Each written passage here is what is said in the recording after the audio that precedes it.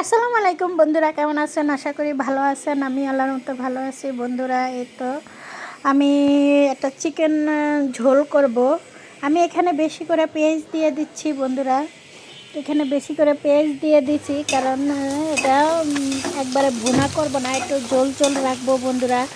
এখানে আমি আদা রসুন একসাথে অ্যাড করা আমি দিয়ে দিচ্ছি বন্ধুরা। আর আমার এই পাইপিনটাতে রান্না করতে খুবই ডিস্টার্ব, কারণ পাইপিনটা খালি লড়াচড়া করে বেশি, আপ ডাউন করে বেশি। আমি পেঁয়াজ আদা রসুন ভাজা নিছি। আমি এখানে লবণ দিয়ে দিচ্ছি, মরিচ 1 চামচ, হলুদের গুঁড়া 1 চামচ, জিরা, ধনিয়ার গুঁড়া 1 চামচ, আমার হাতে তৈরি করা গরম মশলা 1 চামচ। এখন আমি ভালো করে ভাজা দিয়ে নেব।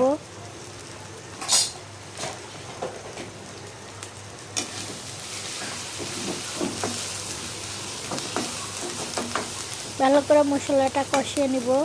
আমি দিয়ে দিচ্ছি পানি। আমার কড়াইটা মানে পাইপিনটা খুবই ডিস্টার্ব।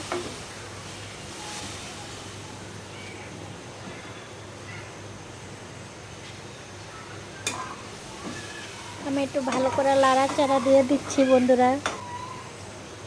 আমি এখন মাংসগুলো দিয়ে দিব।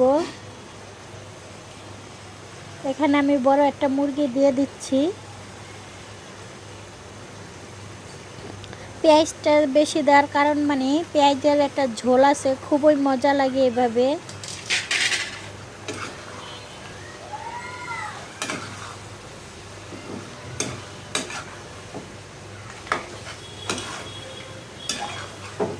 হ্যাঁ তো বন্ধুরা,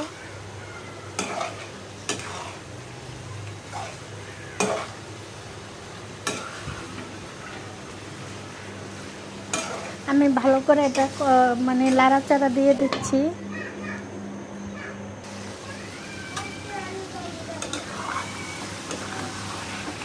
ভালো করে কষানো হলে পরে পানি দিব।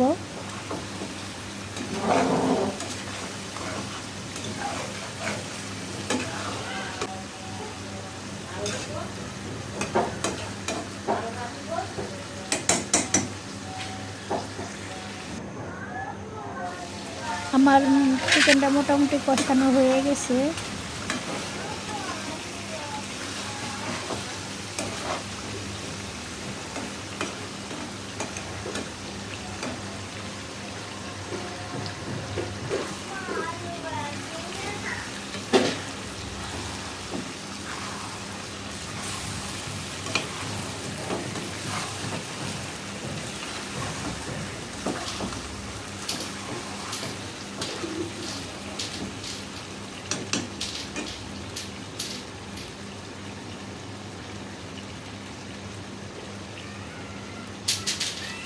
আমি পানি দিয়ে দিচ্ছি চিকেনটার ভিতরে।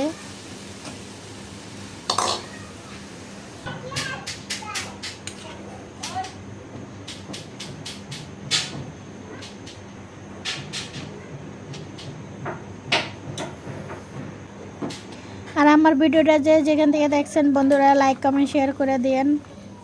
ভালো লাগলে সাবস্ক্রাইব করে দিয়েন।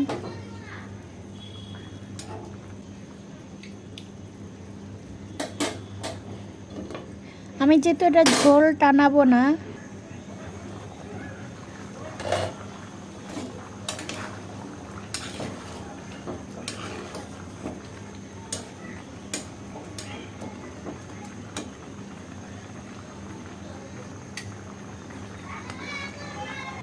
এতো বন্ধুরা আমি এটা এখন পরিবেশন করে রাখলাম।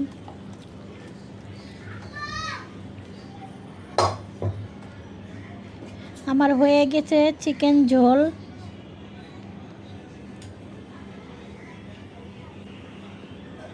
এটা ঝোল দেওয়া ভাত খেতে অনেকটা মজা লাগে।